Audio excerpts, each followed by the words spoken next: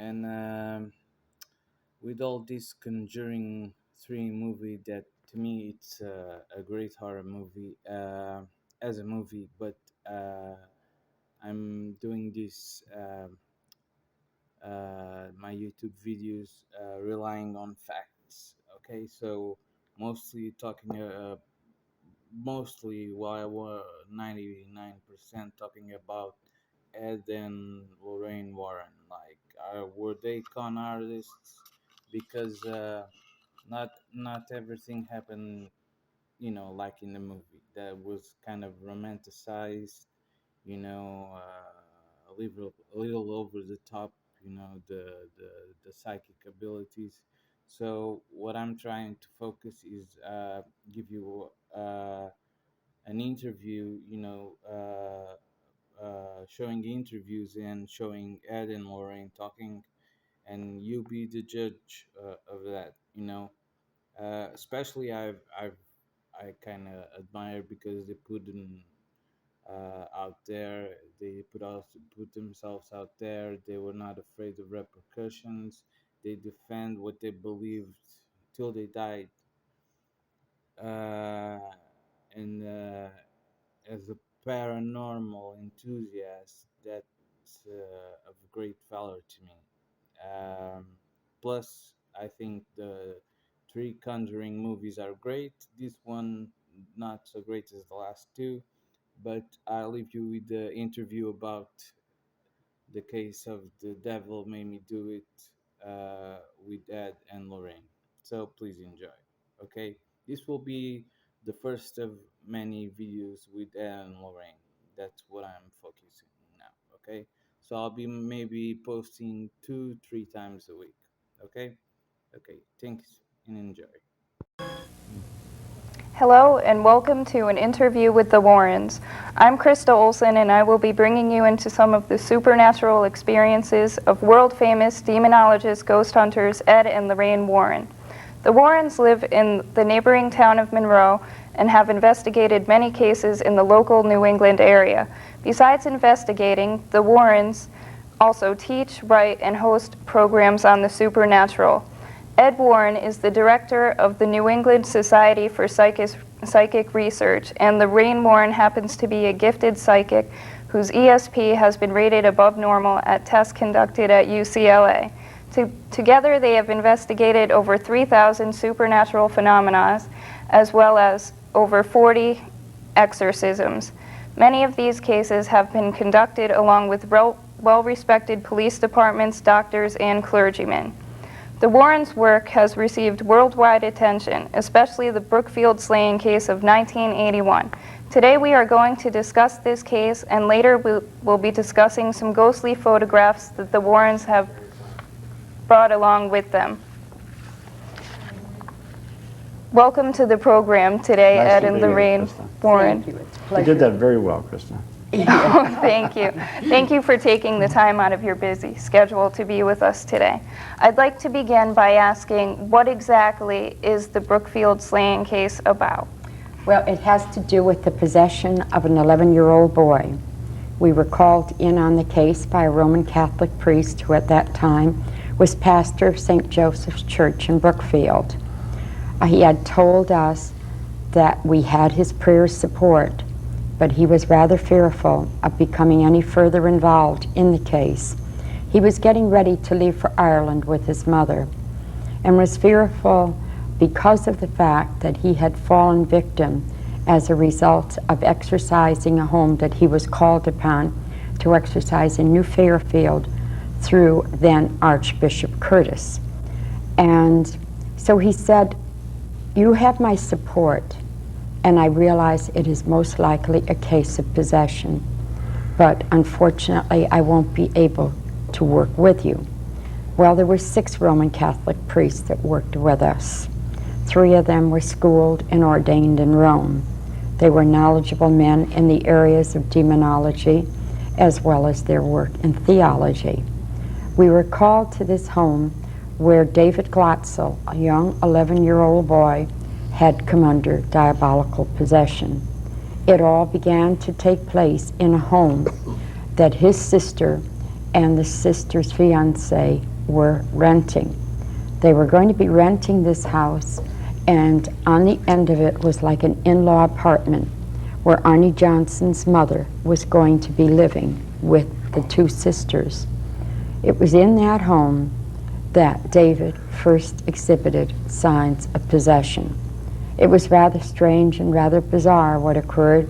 It was a bright afternoon, bright summer afternoon, and they were setting up things in the apartment, and Mrs. Glatzel, Judy Glatzel, was helping her son, or her daughter and going to be son-in-law in setting up the furniture and like that.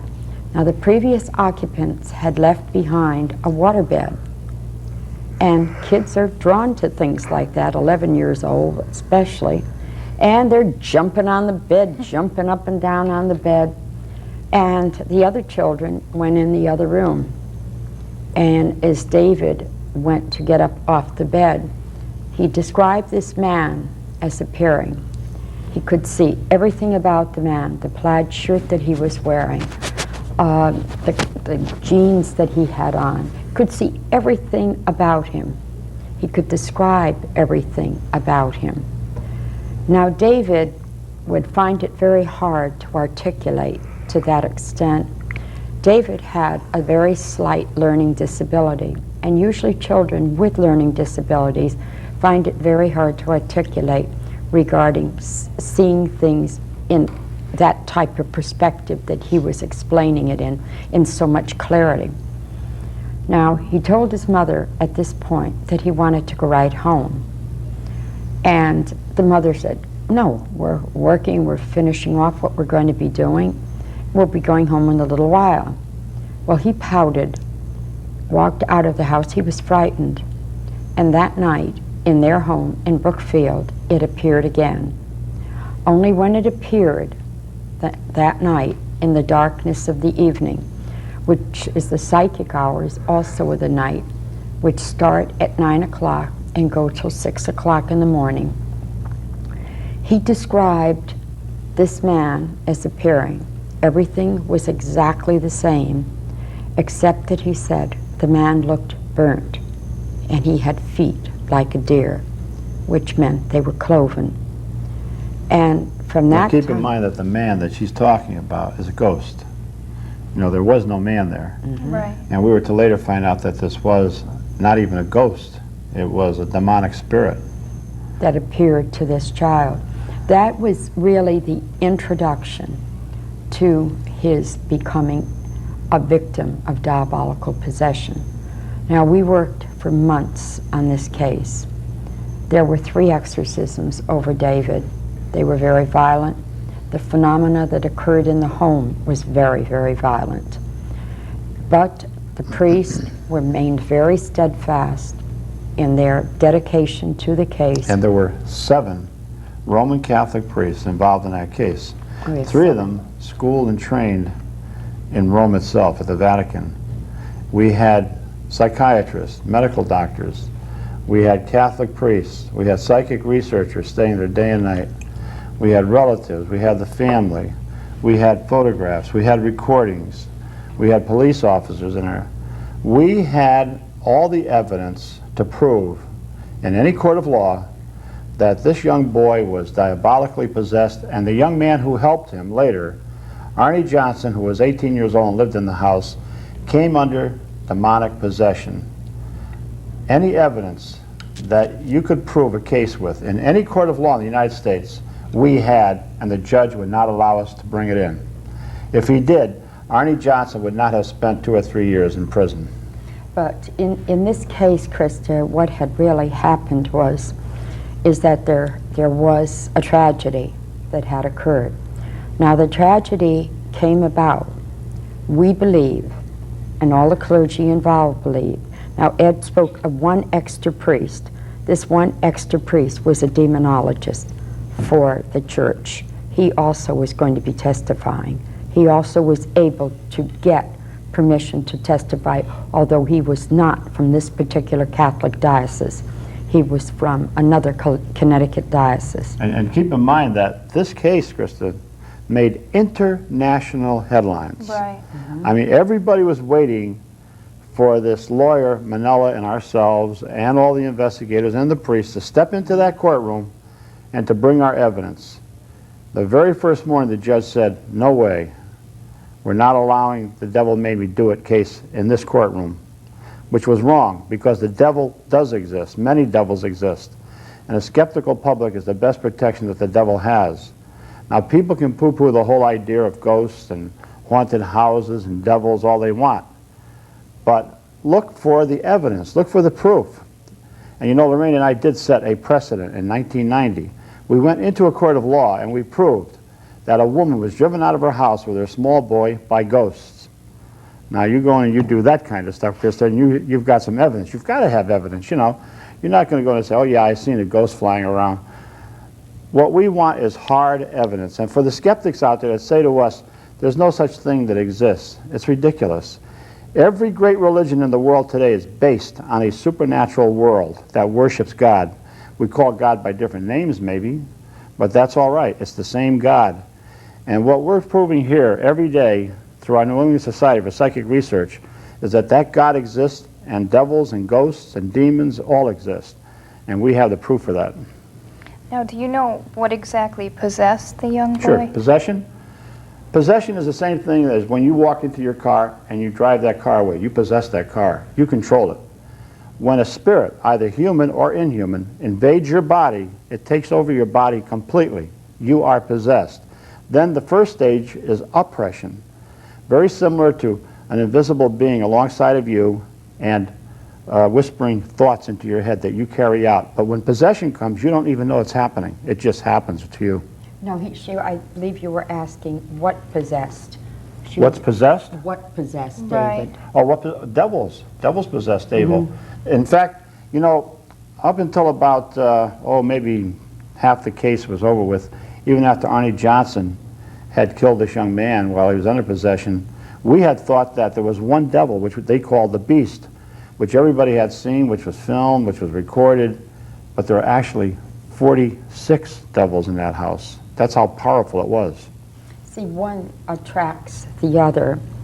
So, I mean, one might weaken, but then the others just... Take over.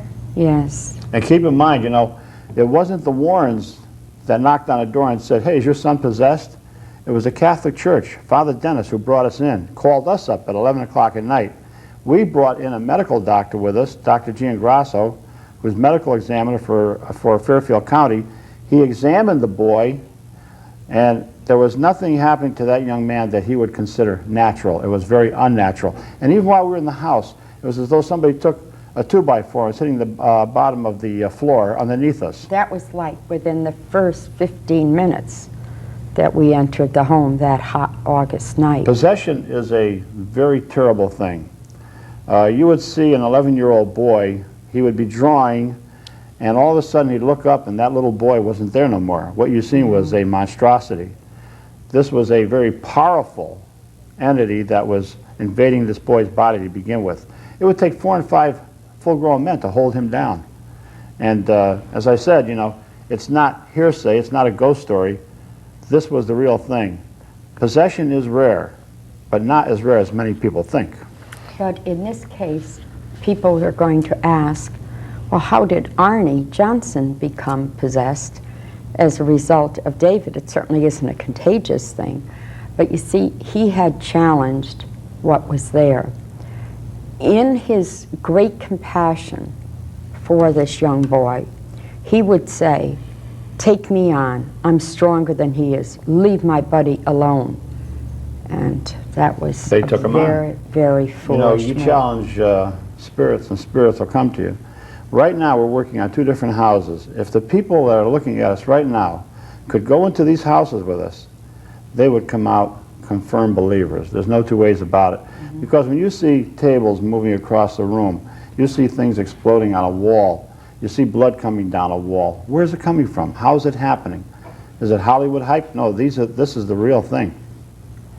Well, maybe we could take a look at some of these Some of the pictures. photographs? Yes. Yeah, sure. Well, let's see now. What do we got number 1 here? There we go. Well, of And that course, was the that's a headline from the headlines. News Times. And there were many demons to be blamed in Brookfield slaying. And they were blamed, except that they wouldn't let us bring in our proof. Of course, there's Brookfield Center, which is a quaint little village. And I often said to Lorraine, when we'd come home at 2, 3 o'clock in the morning, I'd look at the church steeple. I said, this will be the battleground between the devil and God. It was. Yes. That's the convent where the first exorcism was held over David. That's the nuns' convent. And during that time, I think it was the Blessed Mother's... It was the birthday of the Blessed Mother on September the 8th. And that's when I had to go back to the house and through the use of a ritual called religious provocation, provoked there, and things were moving all over the place. Yeah. Oh, here's Arnie and Debbie. That's a very bad picture of Arnie. He doesn't look anything like that. He doesn't. He's a very clean-cut looking kid. And here's, I believe that's Arnie or the father. That was taken after an all-night session, that photograph of him. You would be fighting with this young boy all night long, and he would have tremendous strength. Tremendous. Now, see, besides this, we look for outward manifestations. Things moving around. Here we are again. I think that's Arnie holding his arms down. That's the father got his arm on his chest. Yeah, that's Arnie and Carl Glatzel. Yes, it is. Again, you see Arnie there. He's fighting and holding down the young boy. This young boy is very docile. You know, when he would not be possessed, he wouldn't say 2 words to you. When he got like that, obscenities, everything came from this young man. And of course, that's Reverend Father Virgilac, who was the chief exorcist in the case in the church. During the exorcism that day in the church, tremendous things happened. The hymn books, which were on the seats, flew up in the air, doors opened and closed in the back of the church. The boy escaped, attacked the exorcist, and here's the... This is Arnie Johnson's sisters. He was very, very devoted to these girls. Shrine at Lourdes. And he had them to his apartment the day of the murder. They were right there at that time. That's Debbie and one of her brothers again. Yeah, that's David and Debbie.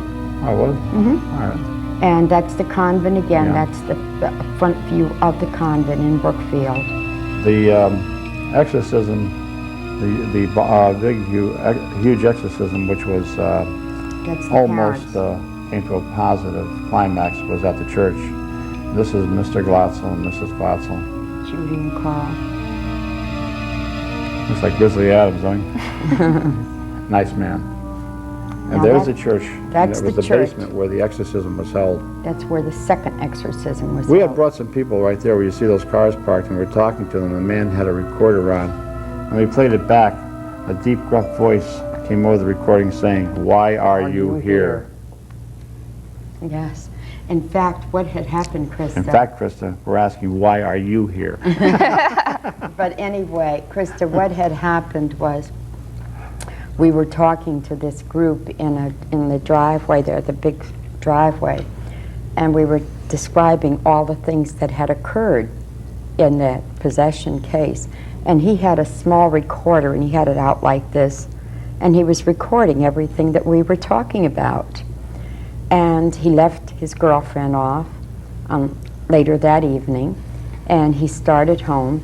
So while he was driving home alone, he thought, I think I'll listen to it. And he got to a certain point, and there were growls, and he couldn't figure out. He thought, something must be a problem with the speed.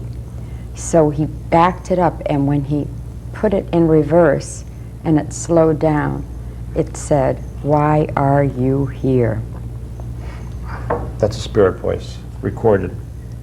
You know, we've had a lot of TV people and media come with us at haunting sites such as the White Lady, and even with Channel 7, Sally Jesse Raphael, producers, were standing there talking with me when suddenly a ghost veil came right across the whole cemetery. And this was something that everybody's seen.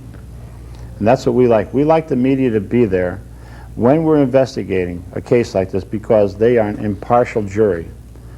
They have no access to grind. If they see something, they said they've seen it. If they don't see it, they don't see it. That's it. So we always like the media to be there with us. Some people say, oh, the Warrens, they want to be on television, they want books, they want to be in the newspapers and magazines. You're darn right we do. all we can get, because that's the way you get to the public, through the media. You think Jesus Christ would stand on a hill and talk to 200 people if you could go on national television? Of course not. And I understand you have some more photos of some ghostly apparitions. Maybe we Psychic photographs, we refer to them as, Krista. Okay. Psychic photos. And we'll be glad to explain the circumstances under which these were taken. Well, the first one here you see was taken in Ipswich, England. And the gentleman that you see at the wheel there, that's his mother-in-law back there who had died. They had gone to the gravesite, he and his wife, who was her daughter. And the wife had one picture left in the camera, so she wanted to use it up. Told the husband to get into the car. She snapped the photo, and there was Mom sitting in the back seat, just like she had for all those Sunday drives through that beautiful English countryside. Although she had been dead and buried for 2 weeks. So that's how photographs of ghosts are taken. We have numerous other ones which we'll be showing you, but they're spontaneous. Now, the lady really didn't have to get into a car to go someplace. Just by thinking of being there, she's there. She's there. If you close your eyes right now, Krista, and you thought about being home, that's how fast a ghost can be someplace, even thousands of miles away. Incredible. Just in thought. Okay, now, all right, this is an interesting picture taken right over here in Kent, Connecticut. On the old River Road, there was a haunted house that was, what was the name of that? Bomas? Bomas House, that's it. And right where Lorraine is standing, that's where it stood. But you notice the ghost is way up, just above her left shoulder there. That's because that's where the first floor was, and the ghost used to roam about. It still moves about on the same level as it did when the house was there. Okay, we got some more, I guess. Oh, yeah. You have, I like the psychic pictures best of all because, as I said, the camera's an impartial witness. It only takes what it sees, you know, that's it. Even though at the time we may not see that ghost. But see, what happens many times is the spirit, like in this case, this monk in England, is attracted to the individual taking pictures. That's how this comes about. Now, they were doing renovations in this building, and he appears to be coming right through the wall in that building.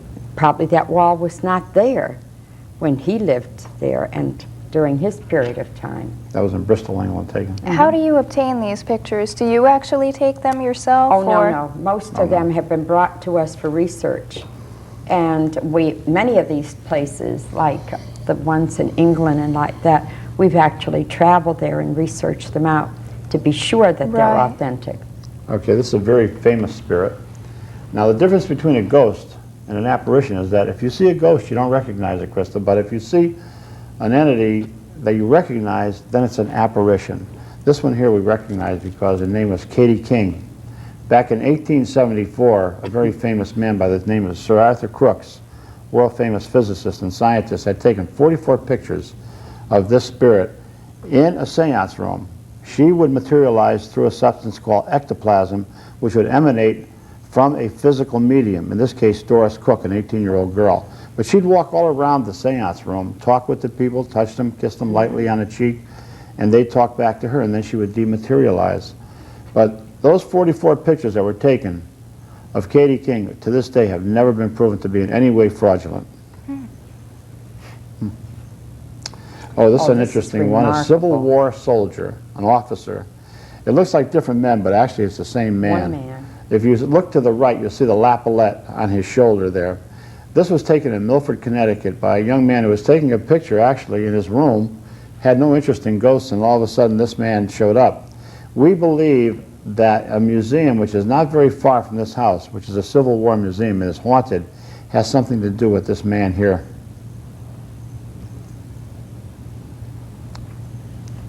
Well, we're waiting for the next ghost to come up. Next ghost. He is coming up, isn't he, Krista? Should be. Okay. But, There you go. Now, Haunted house in Massachusetts. The two little children are sitting there. Somebody snaps a Polaroid shot of them. But look at the face in the background of a lady. Deep-set eyes, high cheekbones, blonde bangs, hair.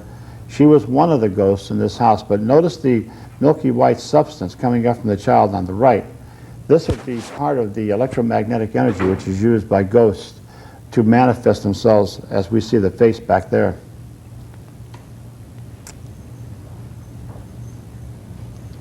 So do these ghosts actually have any significance, or they're just kind of normal, everyday people? They were everyday people, dear, but for one reason or another realized that tragedy creates the ghost syndrome. Right. The older the area, the more chance of tragedy. So they've probably met their death under some violent circumstances, or they just never accepted their death. And in certain instances, they may have, and they just come back in spirit for one reason or another. But there is always a law of attraction. For instance, this building in England, Borley, England, that is Borley Church, which is referred to as the most haunted location in the British Isles. And believe me, when I tell you, that is certainly one of the most haunted areas. We have been there, we've been going there for the past 20 years, sometimes twice a year, and we have witnessed and experienced every type of phenomena that you can imagine.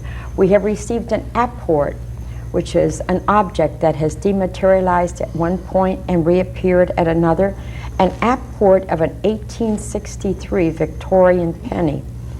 And we have photographed ghost, two different We have ghosts. them here, I think we've been shown the okay. Borley Nun and the Borley Monk, I believe. Should come right up after this.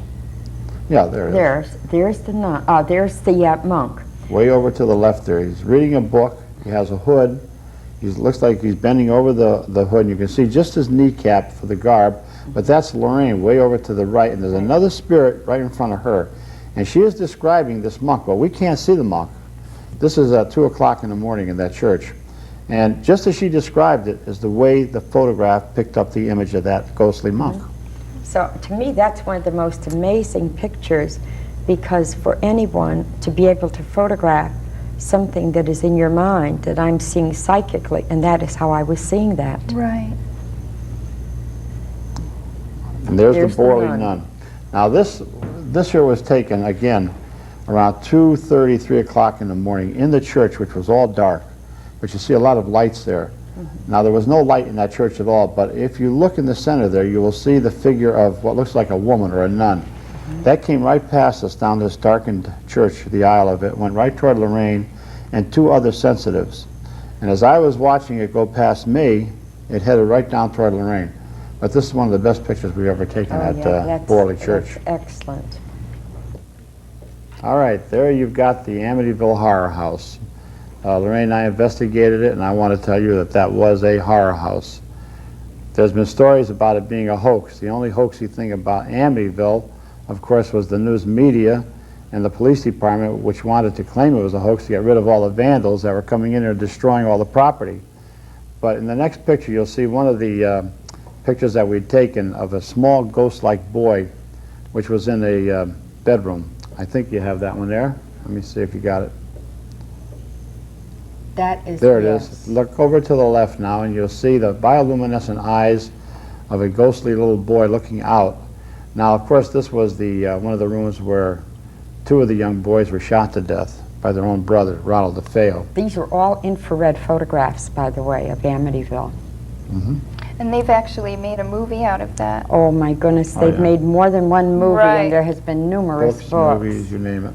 Now, do they portray everything realistic? No, in they those? did not, Now, dear. here's what everybody looks for in their house when they start to watch TV at night. A ghostly figure coming right across the room.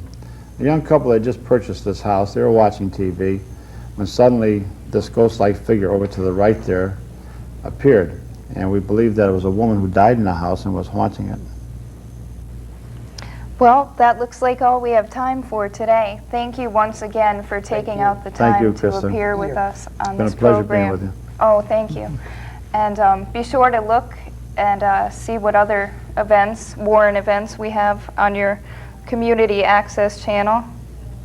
And once again, this has been Krista Olson for Comcast Cable.